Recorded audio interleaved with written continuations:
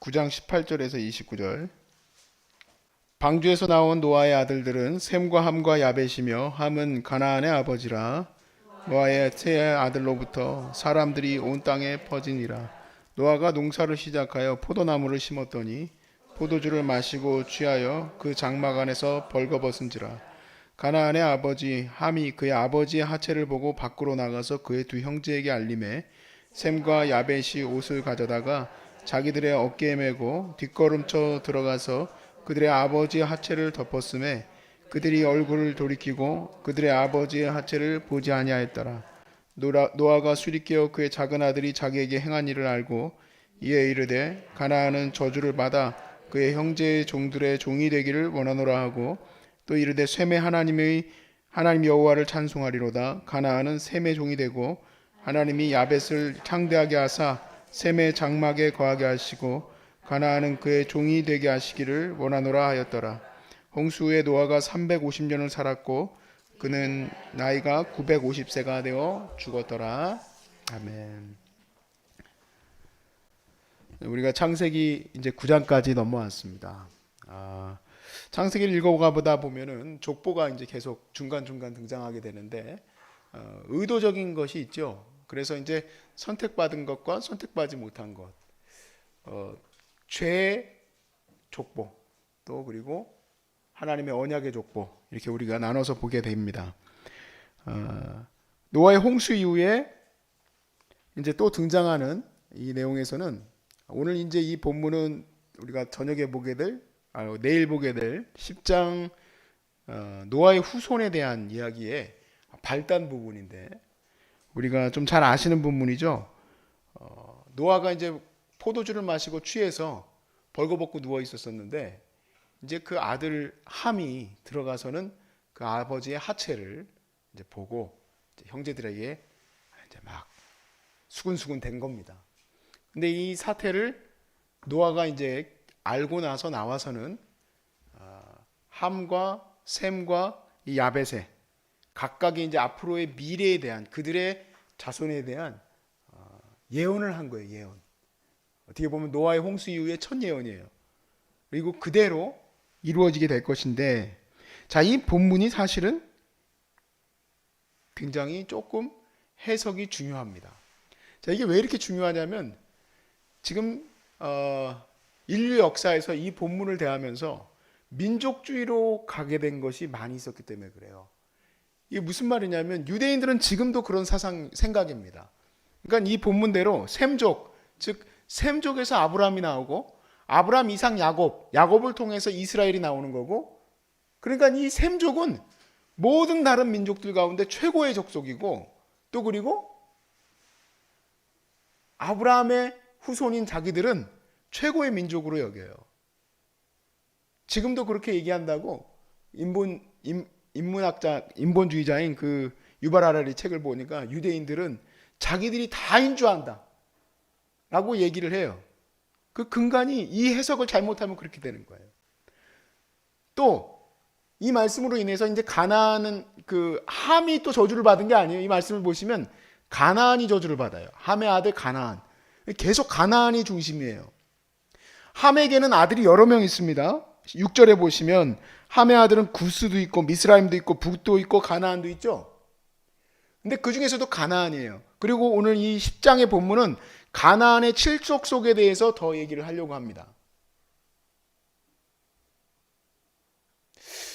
이거를 잘못 읽게 되면 민족주의적으로 읽으면 가나안 족속은 아주 나쁜 놈들, 그리고 그 나쁜 놈들의 후손들이 아주 나쁜 짓을 했기 때문에 우리는 당연히 그 나쁜 놈들을 처단을 해야 된다, 이렇게 느끼게 되는 거예요. 그런데 우리가 이 말씀을 이렇게 민족주의적으로 본 사람들 중에서 또 누가 있었냐면 미국인들이에요.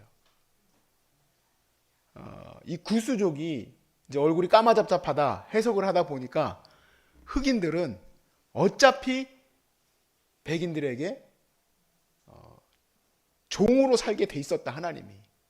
그러니까 이 본문을 그렇게 해석을 해서 아프리카 노예들을 그렇게 학대하고 죽이고 핍박했던 것에 근간이 됐던 본문이기도 해요. 이것도 역시 민족주의는 아니지만 인종주의죠, 인종. 그 근간이 되어버리고 말아요.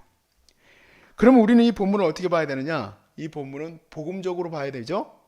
그러니까 복음은 또 어떻게 보고 있을까? 복음은 이 본문을 다 뒤집어 놓습니다.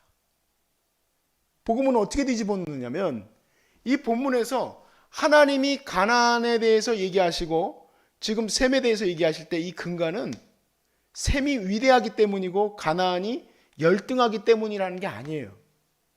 복음은 뭐라고 얘기하는가? 우리가 한번 그것을 생각해 보려고 하는 거예요. 이 본문에서 우리가 이제 정말 중요한 것은 복음이 이것을 어떻게 해석하느냐예요. 복음이. 자, 우리가 로마서 9장 7절 말씀을 보겠습니다. 로마서 9장을 넘어가 보셔야 돼요. 그래야지 이제 본문이 해석이 쉽습니다. 로마서 9장 7절. 제가 지금 시대가 노예도 없고 또 민족주의도 굉장히 안 좋게 생각하는 시대이기 때문에 여기에 대해서 더 복음에 대해서 힘을 실어서 설명하는 걸까 그런 생각도 했었어요. 그런데 아무튼 복음으로서 이 말씀을 봤었어야 되는데 참 사람들이 막 민족주의적으로 보고 또 그리고 인종적으로 보니까 사람들을 학대하고 죽이는 일이 정말 인간 역사에 유대인들과 기독교 역사에 너무 많이 나타났었어요.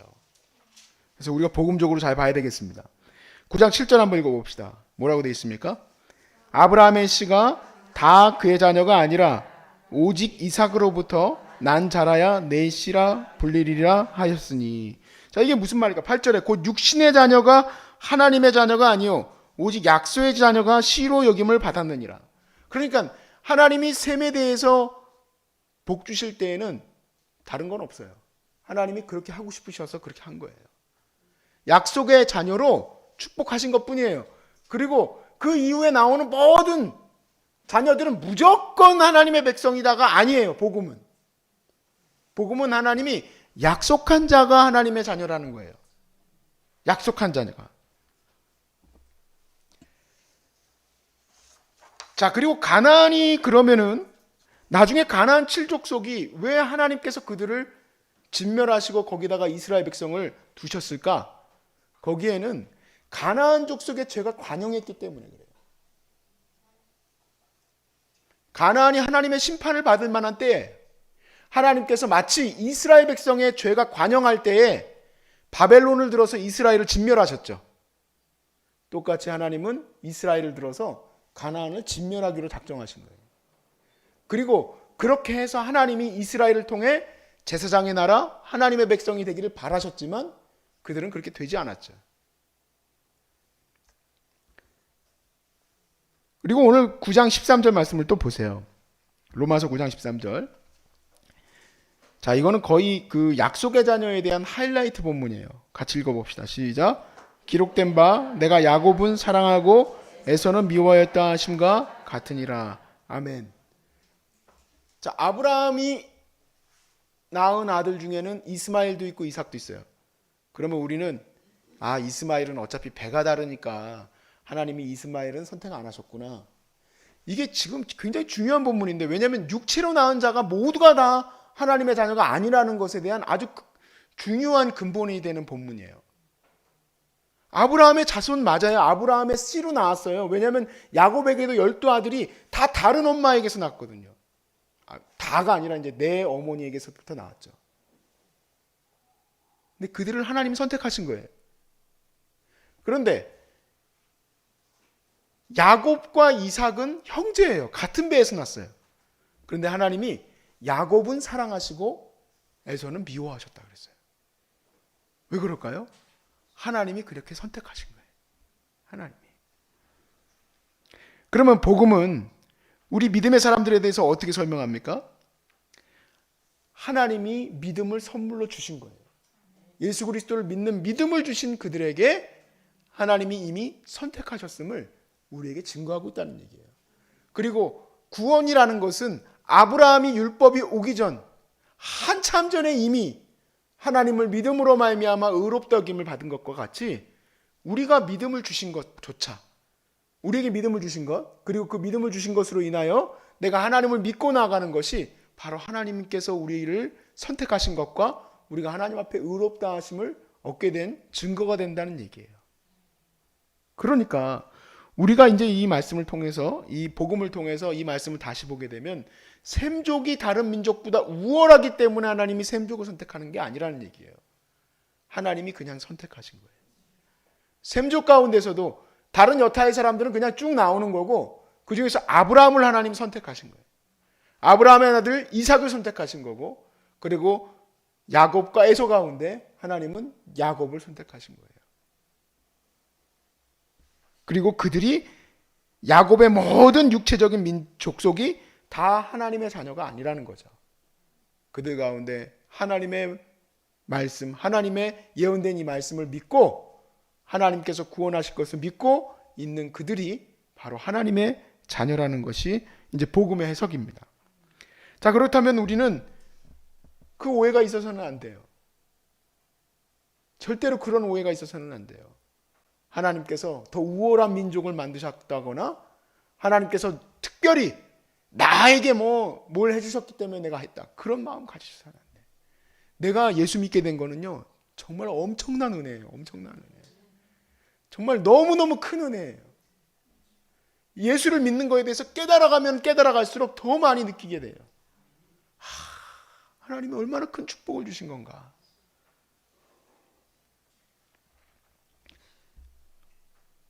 오늘 민족은 오늘 이 말씀을 통해서 보게 될 때에는, 그러니까 셈족 가운데는 죄인이 안 태어나고, 야베 족속에게서는 죄인이 안 태어나고, 가나안 족속은 다 죄인이다, 그런 게 아니에요. 다 죄인들이, 너무나도 많은 죄인들이 태어나요. 근데 그 약속을 붙든 자들, 그들을 하나님께서 선택하시고 지목하시고 하나님이 그들을 온전케 하실 수 있도록 지켜내셨다, 이 얘기예요. 여러분, 하나님께서 셈을 지키시고 또 아브라함을 지키시고 또 그의 아들들을 지키시는 그 놀라운 역사들을 우리가 창세기를 통해서 보는 것 아닙니까? 그 말은 무슨 말일까요? 믿음을 내게 선물로 주신 그 하나님이 오늘도 나를 넉넉히 지켜주실 것을 믿으시기 바랍니다.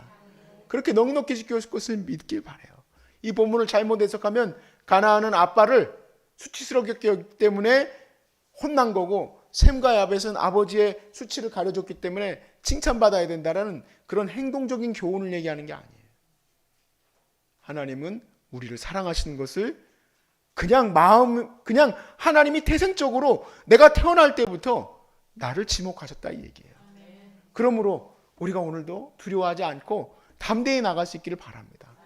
오늘 찬양도 주님을 의지하고 주님의 거룩한 신실하심을 붙들자고 우리가 찬양을 했는데, 그 이유가 있어요. 왜냐하면 나는 마치 광야에 혼자 떨어져 있는 것 같은 그런 마음이 들거든요. 하나님이 그냥 두시지 않는다는 얘기예요.